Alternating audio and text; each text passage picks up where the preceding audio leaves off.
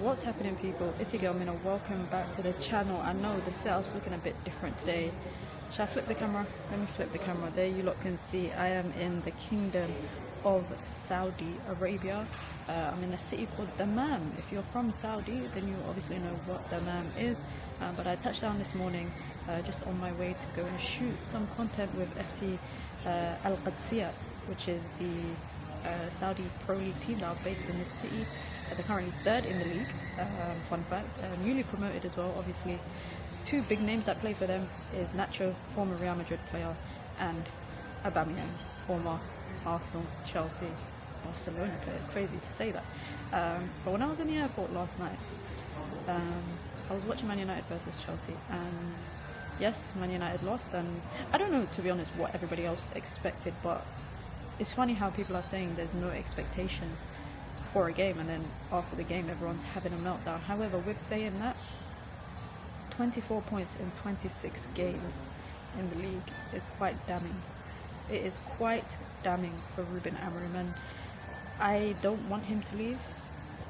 I genuinely want him to get a full season, you know, at least a summer with some of his incomings.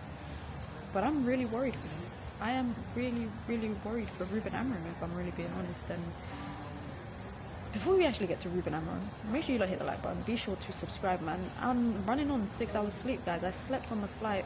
I was transiting Bahrain, so it was a 6-hour flight to Bahrain. I slept on that flight. Then there was 2-hour transit in Bahrain, and then it's a 25-minute flight to where I'm coming to. Imagine 25 minutes. No matter Greta Thunberg is basically beefing the whole world because people are flying 25 minutes. I'm saying people, it's me. But make sure you guys hit the like button and subscribe, because I am waiting to head off to the training ground. But I thought, you know what, I didn't do a match reaction after the game, no daily dose, because I'm unable to do that today, do a live stream.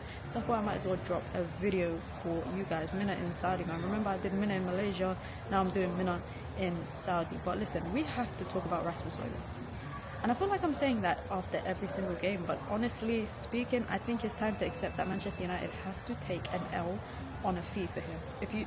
If a team gives me 15-20 million, take it. And there is no way on God's green earth that anybody could say that Manchester United should sign another project striker. No.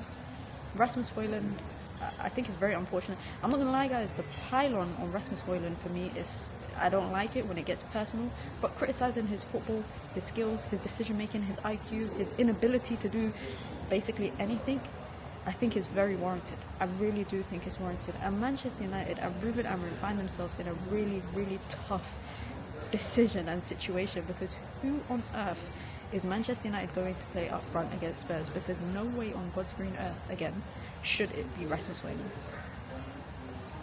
And it's unfortunate because Man United genuinely don't have anyone else. Could we see Ahmad false 9, Kobe false 9? Is the final something that we're meant to be experimenting in?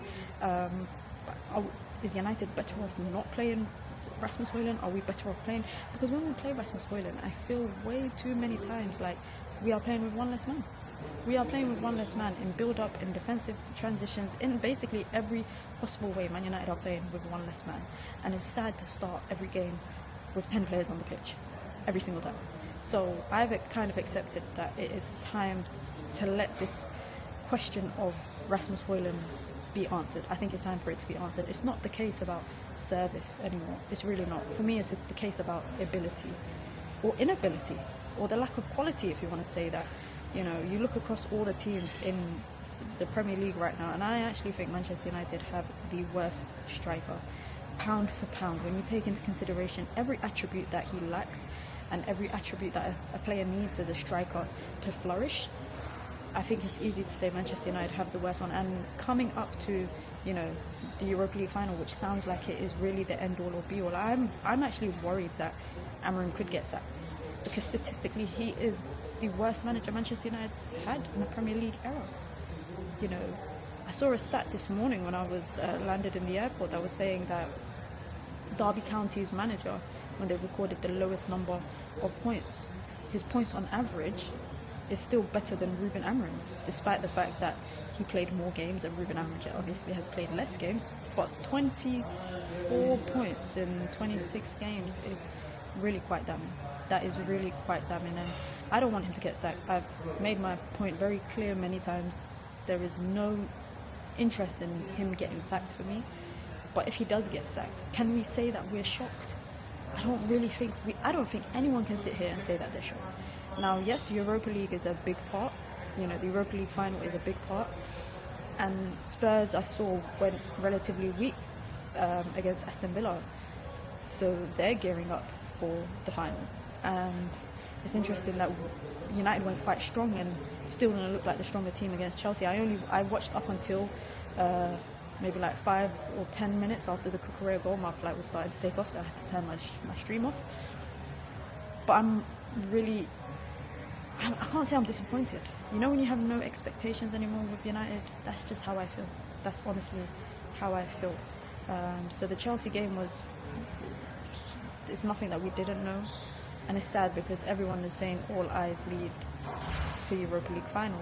Ruben Amorim needs to, for me, find a way to get something out of these players that's not on a Thursday night. Because it seems like they only want to perform on a Thursday night.